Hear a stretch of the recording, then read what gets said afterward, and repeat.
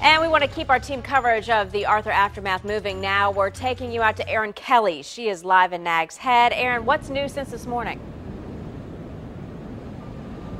Well, early this morning, you wouldn't dare go up here on Jeanette's Pier because it was just so windy, and the waves were nearly, the top of the pilings here when it was early this morning, and the wind was really howling out here. Now there's people on the beach. There's no swimming signs up, but we did see some people trying to do a little bit of surfing now that the storm has gone. But again, there are no swimming flags flying out here on the beach. Now we have some video from earlier of when the waves out here were really pounding the pier at the height of the storm here.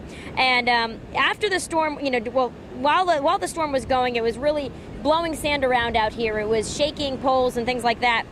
After it was all over, then we saw some water in Nags Head on 64 over the road there. Some cars were still having to drive through it. We saw flooding in other places. We also talked to somebody who said he didn't really see that much damage. Boarded everything up, brought everything in, put plywood on the sign out front so we don't lose our sign. And any damage? Not really, nothing to speak of. We had a couple of hits on the plywood. We paint them so we can tell where if you had any hits. Well, we drove around after the storm, and we did see some places with some siding missing. We saw utility crews get to work pretty quickly, so there's still some of them out there making those repairs, but it sounds like from the people that we've talked to in Nags Head, it's not as bad as they thought it was going to be. We'll head it back to you. All right, Erin Kelly, thank you so much. We will have more coverage coming up.